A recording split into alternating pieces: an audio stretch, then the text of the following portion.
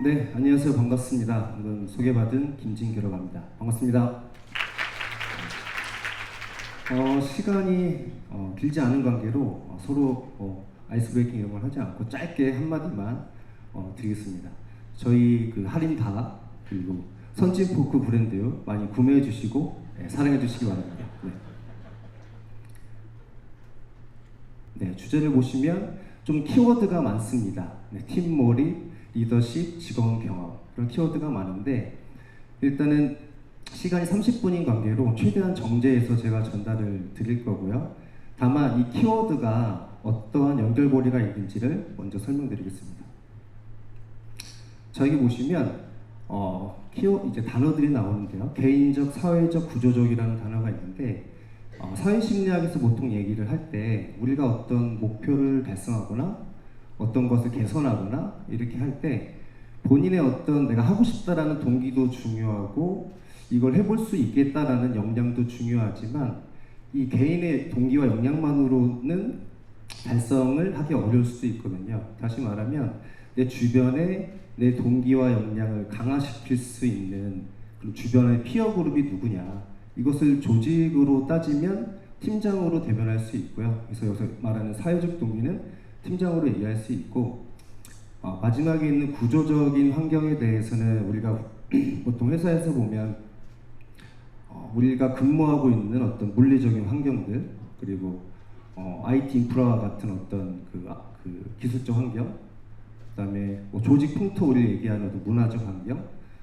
그리고 회사의 어떤 제도나 규정, 정책 이런 것들 있잖아요. 이런 제도적 환경 이런 여러 가지 구조적인 환경들이 개인의 동기를 강화시킬 수 있고 또 유지할 수도 있고 혹은 저해시킬 수 있다는 거거든요. 그래서 개인적으로 그러니까 개인적 관점에서 직원들을 바라볼 때는 몰입으로 얘기할 수 있겠지만 더불어서 이런 몰입을 강화하고 또 할 수 있는 어떤 사회적 피어 그룹은 팀장이기 때문에 사회적인 환경 그리고 여러 다양한 환경들 속에서 직원들의 경험을 관찰하고 또 개선시켜야 되기 때문에 이런 구조적 환경 이 세 가지를 엮어서 오늘 설명드리겠습니다. 보통 우리가 흔히 얘기할 때 몰입을 얘기하면 조직 몰입 많이 얘기하잖아요. 근데 여기 보시면 저는 이제 팀 몰입을 갖고 왔는데 왜 팀 몰입인가 이것도 좀 더 설명드릴게요. 몰입의 개념은 제가 간략하게 여기 이렇게 적어놨고요. 보통 회사의 성과 달성의 동인을 얘기할 때는 직원들의 만족과 몰입이 두 가지를 이제 측정을 하는데 이런 만족과 몰입이 이제 회사에서 측정을 하겠죠. 근데 이 만족과 몰입을 측정할 때 이 몰입 쪽에서는 보통 조직 몰입이나 뭐 팀 몰입, 뭐 직무 몰입, 경력 몰입 여러 가지 요인들을 이제 바라볼 수 있는데 팀 몰입을 했던 이유는 이제 첫 번째는 제가 여기 그 갤럽 연구를 갖고 왔는데요. 갤럽 리서치에서 연구를 했을 때 직원들이 이제 회사를 이탈하는 것은 상사와 이별하는 것이다. 이건 뭐 다들 알고 있는 정보죠. 그래서 조직 몰입보다는 개인이 가장 영향을 많이 주고받는 내 직속 상사. 그래서 팀으로 연결시켜서 봤을 때 조직 몰입보다는 팀 몰입이 맞겠다 이런 생각을 했고요. 두 번째는 저희가 아마 여러 회사들에서 ESI 많이 하실 겁니다. 직원 만족도 조사. 그래서 직원 만족도 조사를 할 때 조직 몰입을 이제 측정을 하거든요. 그래서 저희 인사에서는 팀 몰입을 측정해야 되겠다 이런 생각이 들어서 팀 몰입을 했습니다.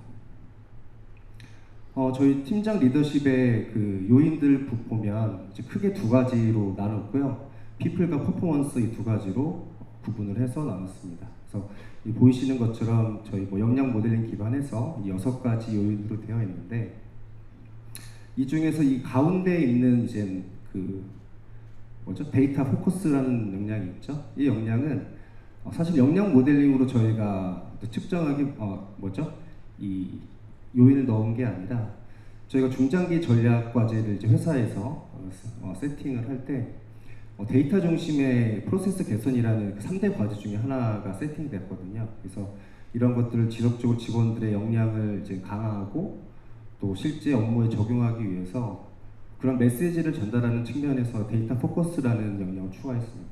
그래서 그 6가지를 했고요. 아마 여기 계신 분들 중에 이런 부분도 궁금해 하실 분이 계실 것 같아요. 그러니까 리더십 진단을 하는 목적이 뭐냐?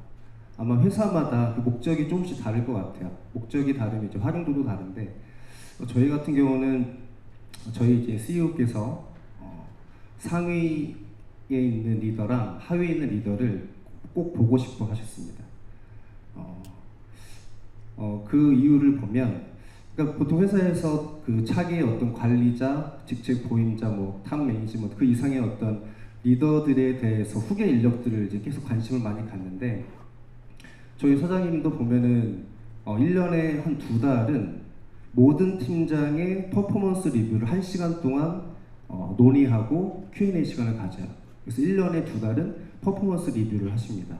그 정도로 팀장에 대한 어떤 그 육성, 차기 미래 어떤 리더에 대한 어떤 준비 이런 거에 대한 관심이 워낙 많으셔서 이제 저희가 리더십 진단을 했을 때도 진단 결과에 대해서 굉장히 좀 관심이 많이 계셨고, 두 번째는 뭐니 해도 저희 이제 교육 담당자니까 육성이잖아요. 그래서 리더십을 개발하는 측면에서 이제 진단을 하는데, 결국은 뭐 저는 이제 그 교육 담당을 하다가 인사팀장이 된 케이스라 이제 교육팀에 이제 넘겨서 이제 교육 과정을 기획하고 운영하죠.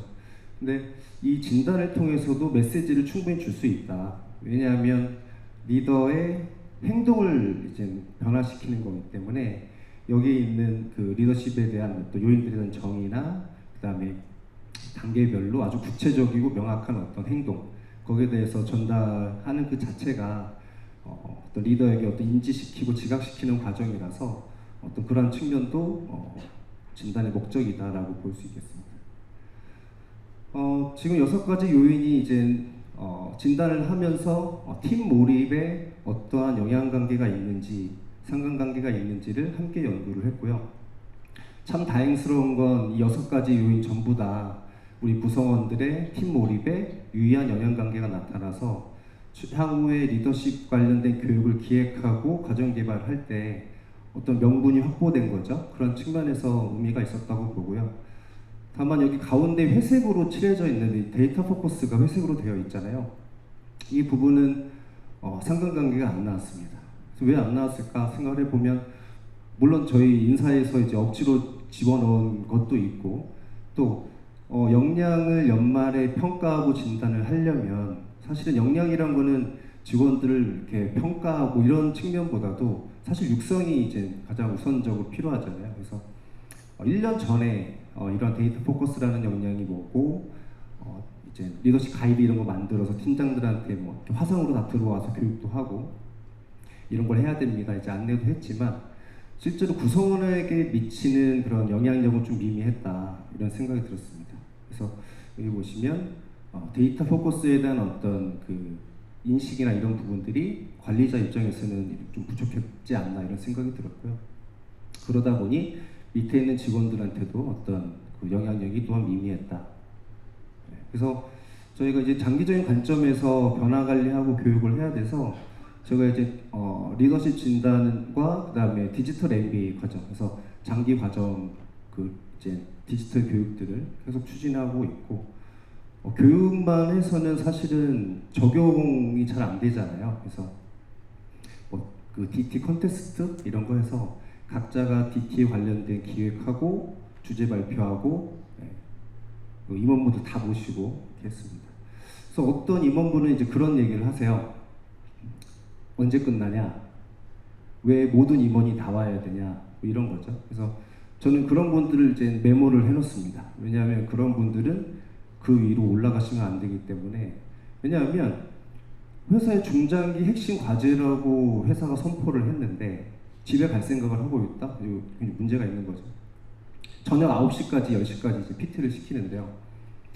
물론 저희 임원분은 6시에 끝나고 좀 가야 되지 않냐, 뭐 이렇게 다른 임원분들이 눈치 보시면서 좀 말씀도 하시긴 했는데, 그럼 1박 2일로 하든가 오늘 종을 보든가 이렇게 해야 된다, 이렇게 좀 이제 설득을 해서 진행을 했었습니다. 어쨌든 회사가 중요하다고 생각하는 역량에 대해서 정확하게 우리 직원 구성원들뿐만 아니라 뭐 리더, 임원 이런 분들도 명확하게 인식을 시켜야 된다, 이런 것들이 중요하게 생각들었습니다. 좀 저 욕심이 많아서 리더십 진단을 하는 김에 이제 팀 몰입과의 관계도 보고 싶었지만 하나를 더 봐야 되겠다 해서 심리적 안정감이라는 것도 하나 추가를 했는데 이것을 왜 선택했는지는 제가 이 다음 슬라이드에서 좀 더 말씀드릴게요. 심리적 안정감의 개념은 여기 적혀 있죠. 구성원들 어떤 제안이나 이런 것들을 이야기했을 때 내가 비난받거나 질책받거나 무시받지 않을 정도 이런 안정감을 얘기를 하는데 그래서 이 팀장 리더십의 팀장 리더십의 이 6가지 중에서 위의 3개는 이제 퍼포먼스와 관련되고 아래 3개는 피플과 관련되어 있잖아요. 그래서 피플과 관련된 요인들이 심리적 안정감에 유의한 영향관계가 나타나지 않을까? 그래서 그런 이제 뭐 가설적 접근을 해본 거죠. 네. 그래서 이 결과는 제가 다음 슬라이드에 말씀드리겠습니다. 심리적 안정감을 이제 선택한 이유는 여기 보시는 것처럼 어떤 연구에서 보면 심리적 안정감이 높은 팀에서는 어떤 창의적인 아이디어나 이런 제안, 실행 이런 것들이 높고 문제 해결 능력도 향상된다. 결론은 그것을 통해서 이제 성과와도 연결이 되는데, 네. 결국 심리적 안정감이 이러한 환경을 구축하는 것은 리더가 그것을 담당하잖아요. 그래서 이런 부분들을 함께 고려를 해봤습니다. 네. 자, 심리적 안정감이 낮을 경우에 나타나는 현상들은 우리 보통 여러분들도 공감하시겠지만 위에 어떤 상사나 혹은 그 임원분들한테 이렇게 유리하고 좋은 것만 많이 좀 어필하고 싶잖아요. 이건 뭐 당연한 심리인데 때로는 내가 어떤 실수하고 실패한 것에 대해서도 뭐 당당하게 얘기할 수 있고 뭐 잘해보겠다, 다음에는 이렇게 하지 않겠다, 뭔가 그런 것들을 자신 있게 얘기할 수 있는 문화, 되게 쉽진 않지만 저는 그게 되게 긍정적이라고 보거든요. 실패나 실수에 대한 사례가 공유될 때 집단 학습이 더 높아지기 때문에 그런 것들이 저는 되게 중요하다고 보는데, 마찬가지로 여기 어떤 실패에 대한 두려움, 나는 완벽한 것만 보여줄 거야 라고 하다 보면 불편함을 회피할 가능성이 높다. 예를 들어서 내가 도전적인 업무를 좀 더 회피한다거나 좀 더 안전한 어떤 업무 처리를 하고 싶다거나 이렇게 될 수도 있겠죠. 그리고 이런 것들, 내가 어떤 그 피해가 오는 상황들, 이런 것들 최대한 이제 침묵을 하기 때문에 방어적으로 침묵하게 되고, 또 이런 것들이 이제 만연되면 체념을 하게 되죠. 말해봤자 뭐 이런 식으로. 그래서 이런 현상들이 결국은 조직 침묵으로 나타나기 때문에 이런 부분들을 좀 더 중요하게 이제 생각을 하고 있고, 저도 마찬가지로 저희 이제 임원분하고 얘기를 할 때 물론 제 말씀 되게 잘 들어주시고 서로 이제 합도 잘 맞고 거의 10년 이상 같이 해왔기 때문에 잘 맞아요. 근데 가끔 뭔가 이렇게 가끔 올라올 때가 있잖아요. 네, 사람인지라. 그래서 가끔 올라오면 이제 제 말이 맞는 것 같은데 이렇게 올라오실 때가 있어요. 그러면 제가 이제 설명을 이제 충분히 드리죠. 근데 말을 중간에 자른다거나 제 얘기는 전혀 듣지 않고 이렇게 딱 밀어붙일 때가 있거든요. 그럼 저는 이 사람이 더 이상 제가 심리적 안정감이 낮아서 대화를 못 하겠습니다, 이렇게 얘기를 하거든요. 물론 뭐 너무 이렇게 저도 이렇게 어떻게 보이실지 모르겠지만 그런 것들을 서로 이렇게 공유하는 게 저는 의미 있다고 생각을 하거든요. 그래서 어쨌든 이 조직 차원에서 뭔가 이런 불편함을 이제 신경 쓰는 문화가 성과를 저해할 수도 있다라는 생각이 들어서 심리적 안정감이라는 요인도 한번 같이 분석을 해봤습니다. 저희가 처음에 이제 피플과 관련된 이 3가지가 심리적 안정감에 어떤 유의한 영향관계가 있을 것이다라는 생각을 했는데, 팀원 코칭, 그러니까 팀장이 팀원 코칭에 대한 리더십이 직원들 심리적 안정감에는 유의한 영향관계가 나타나지 않았어요. 왠지 나타날 것 같은데 왜 안 나타나지 않을까? 몇몇 팀장님들도 이렇게 여쭤보고 저희 인사에서도 이제 생각을 해봤죠. 위의 3개는 이제 어쨌든 퍼포먼스와 관련된 부분이라, 성과 촉진과 관련된 부분이라 이렇게 관계가 없을 수 있겠다 이런 생각이 들었고, 아래 3개 중에서 코칭이 어떤 영향관계가 없었던 것은 일단은 코칭은 어떤 스킬로 접근하면, 물론 코칭이 스킬이죠. 근데 다만 그 스킬이 상대방한테 뭔가 잘 전달이 되고 효과가 있어야 되는데 결국은 서로의 어떤 그 코칭 환경, 결국 신뢰 수준이 서로 이제 좋아야 높아야 되거든요. 그래서 서로의 어떤 신뢰 수준이 높을 수도 있고 낮을 수도 있고 또 코칭 환경에 대한 이슈가 있을 것 같고요. 그다음에 팀장님들마다 어떤 코칭 스킬 그리고 어떤 코칭의 어떤 일관성 이런 것들이 다를 경우에 뭔가 유의한 영향관계가 없을 수도 있겠다. 네, 이런 생각들을 해봤습니다. 네, 앞서 얘기했던 것은 이제 팀 몰입, 리더십, 조직의 어떤 리더에 대해서 이제 설명을 드렸고, 직원들이 변화하고 성과 달성하고 하는 것은 물론 리더의 어떤 영향력이 되게 중요하지만 HR의 역할도 상당히 중요하다. 그래서 이 다음부터는 HR의 역할을 조금 더 말씀드릴 거고요. 결국은 이 직원들의 어떤 환경적인 부분, 구조적인 부분 이런 부분들은 HR에서 이제 맡아서 해야 됩니다. 이 부분을 이제 직원 경험으로 이제 설명을 드리려고 하고요. 직원 경험과 관련돼서는 이제 뭐 여러 책이나 뭐 여러 아티클 같은 거 보시면은 더 자세히 보실 수 있을 것 같습니다. 직원 경험과 관련돼서 저는 이제 보통 다른 저희 인사 쪽에 보시면 학위 취득하시는 분들은 뭐 교육학이나 민사조직 이런 쪽 많이 하시는데 저는 약간 그 좀 산만해요. 호기심도 많고 뭐 하나 깊게 하기보다 얕게 조금씩 관심 있는 것들 이렇게 많이 들여다보고 하는데 논문 쓸 때도 이제 뭐 인사와 관련된 논문도 썼지만 마케팅이나 뭐 이런 쪽에도 논문을 썼거든요. 그래서 어떤 직원들을 바라볼 때도 뭐 진심, 진정성 이거 되게 중요한데 어떻게 보면 조직 관리 측면에서 마케팅의 한 측면도 필요하겠다. 너무 기술적으로 보여질 수 있지만 어쨌든 마케팅에서 말하는 고객에 대한 경험은 그것이 만족을 하고 고객의 행동으로 이어질 때 재구매하려고 하고 재방문하려고 하고 거기서 가치를 느끼면 가격이 높아도 지불을 하고 주변에 추천하고 소개하고 뭐 이런 것들 이런 행위들이 나타나죠. 직원들도 긍정적인 직원 경험을 느끼고 만족하고 또 거기에 대한 행동들이 나타나겠죠. 몰입된 행동 이런 것들이 나타날 텐데 뭐 이런 행동이 나타날 겁니다. 네. 회사에 막 출근하고 싶고 네. 반응이 별로 네, 출근하고 싶고 그 다음에 뭐 이런 거 있잖아요. 근데 이 일을 되게 완결하고 싶어요. 그러니까 위에서 뭐 야근 뭐 이렇게 하지 않아도 내가 자발적으로 뭔가 이걸 다 완수해보고 싶고 부가적인 노력들 그리고 뭐 저희 뭐 가끔 옮기시잖아요. 그래서 좋은 처우 이런 거 제안해도 내가 여기서 뭔가 내가 성장감, 의미감 뭐 이런 것들이 있어서 여기 이제 밸류를 느끼기 때문에 그런 처우보다도 난 여기 더 스테이 해야 되겠다. 뭐 이런 그 행동들. 그리고 세 번째는 주변에 우리 회사 좋은 회사라고 추천도 하고 얘기도 하고 이런 것들이 직원들이 어떤 긍정적인 경험을 하고 있다라는 어떤 메시지가 될 수 있을 것 같습니다.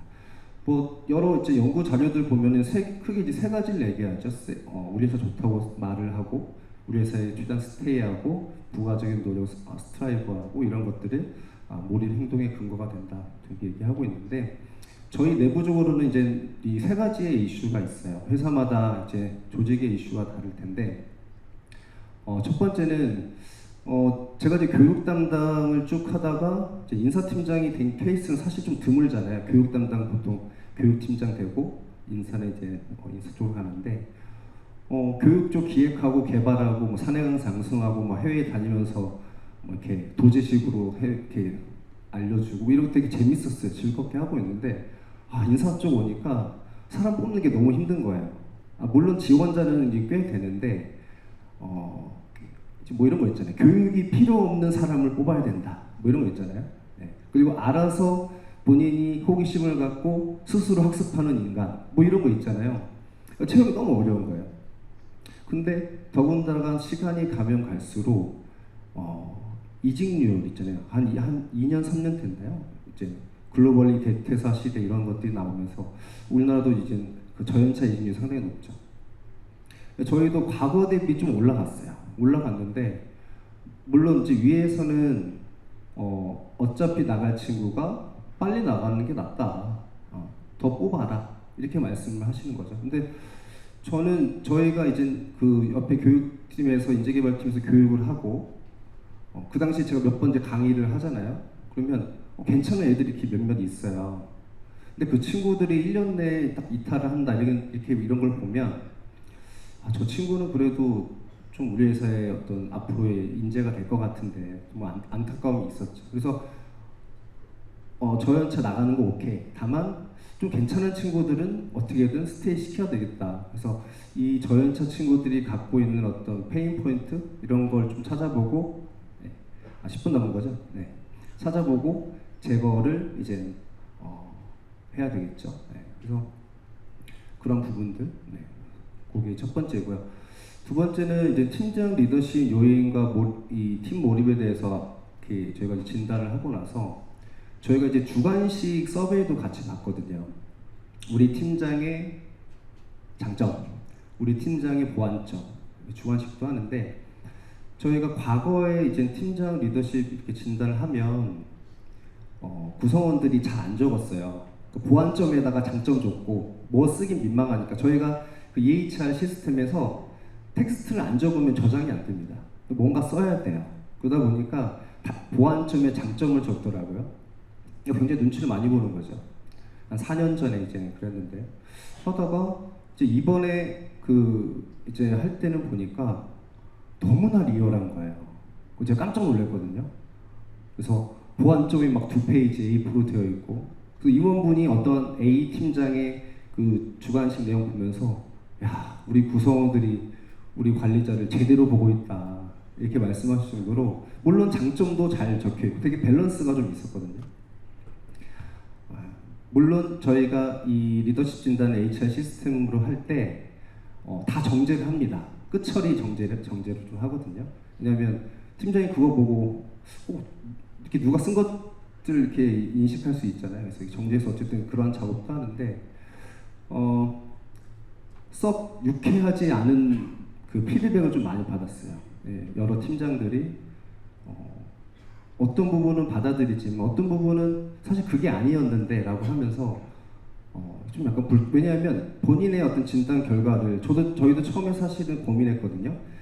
그 팀장이 임원에게 이 레포트를 오픈할 것인가 말 것인가. 근데 저희는 오픈하는 것으로 이제 정했는데 임원들도 다 그 보고 있고 너무 리얼하게 적혀 있고 하다 보니까 기분들이 이제 상해 있는 거예요. 그래서 이걸 이제 고민하다가 그러면 우리 내부에서 어떤 그런 커멘트였는데 외부에서 정말 전문가 집단, 전문가 만든 어떤 진단 툴 그런 것들 좀 검토를 하면서 어떤 객관적으로 또 본인을 돌아볼 수 있는, 성찰할 수 있는 이런 것들도 한번 고민해야 되겠다 그런 생각이 들었고 네, 세 번째는 저희가 이제 ESI를 매년 한 10월달 정도에 하는데 지금 그 직원 경험이 어느 시점에 평가하느냐에 따라서 감정의 상태가 다들 달라서 펄스 서베이를 해봐야 되겠다 해서 시스템을 현재 개편하고 있습니다.